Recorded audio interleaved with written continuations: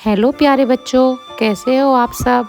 तो मैं आ गई हूँ आपके लिए एक और नई कहानी लेकर जिसका नाम है अच्छाई की जीत। तो आज की कहानी में आप देखेंगे कि कैसे हमेशा अच्छाई की ही जीत होती है। तो चलो कहानी शुरू करते हैं। बहुत समय पहले की बात है। एक हरे भरे गांव में दो दोस्त रहते थे, अमन और राघव। दोनों बचपन से साथ खेले थे, लेकिन उनकी आदतें एक दूसरे से बिल्कुल अलग थीं। अमन बहुत दयालु, ईमानदार और मददगार था। अगर किसी को परेशानी होती तो वह बिना सोचे मदद कर देता। वहीं राघव घमंडी और स्वार्थी था। वह हर काम में पहले अपना फायदा देखता। एक दिन गांव के बुजुर्गों ने दोनों को पास के जंगल से लकड़ी और जड़ी बूटियां लाने को कहा। सुबह सुबह दोनों जंगल की ओर निकल पड़े। रास्ते में अमन पेड़ों, फूलों और चिड़ियों को देखकर खुश हो रहा था। वह बोला, देखो राघव, ये जंगल कितना सुंदर है। हमें प्रकृति की कद्र करनी चाहिए। राघव हंसते हुए बोला, सुंदरता से पेट नहीं भरता अमन, जल्दी काम करो। थोड़ी दूर चलने पर उन्हें झाड़ियों में से दर्द भरी आवाज सुनाई दी। वहाँ एक छोटी सी चिड़िया घायल हालत में पड़ी थी। उसका पंख टूट गया था। अमन तुरंत उसके पास गया। बेचारी बहुत दर्द में है, उसने कहा। उसने अपनी पानी की बोतल से चिड़िया को पानी पिलाया और अपने रुमाल से उसका पंख बांध दिया। राघव बोला, ये सब बेकार है, इससे हमें क्या मिलेगा। अमन मुस्कुराया, अच्छाई का फल तुरंत नहीं मिलता, पर मिलता जरूर है। कुछ देर बाद चिड़िया धीरे धीरे उड़ गई।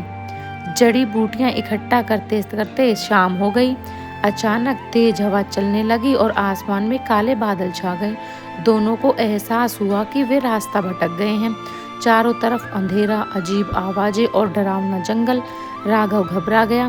अमन, अब क्या करेंगे, मुझे डर लग रहा है। अमन ने उसे हिम्मत दी।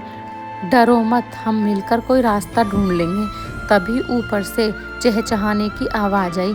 वही घायल चिड़िया अपने साथ कई और पक्षियों को लेकर आई थी। पक्षी पेड़ से पेड़ पर उड़ते हुए एक दिशा में चहचहाने लगे, जैसे रास्ता दिखा रहे हों।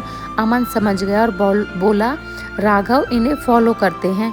कुछ ही देर में वे जंगल से बाहर निकल आए और गांव की रोशनियां दिखने लगीं। गांव पहुंचकर राघव की आंखों में आंसू आ गए। उसने अमन से माफी मांगी और कहा, आज अगर तुमने उस चिड़िया की मदद न की होती तो हम शायद कभी घर नहीं पहुंच पाते।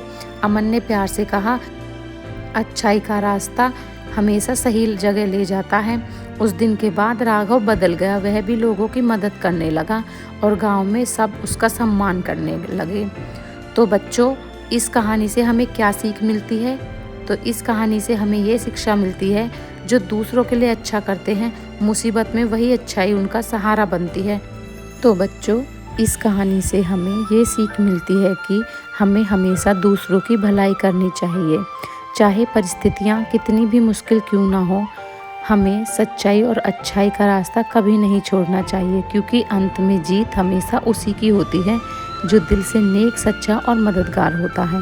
तो चलो आज के लिए बस इतना ही। मिलते हैं एक और कहानी में एक और मज़ेदार किस्से के साथ। तो प्लीज़ अगर आपको कहानी अच्छी लगी हो तो लाइक करें और सब्सक्राइब ज़रूर कर लें चैनल को। Thank you.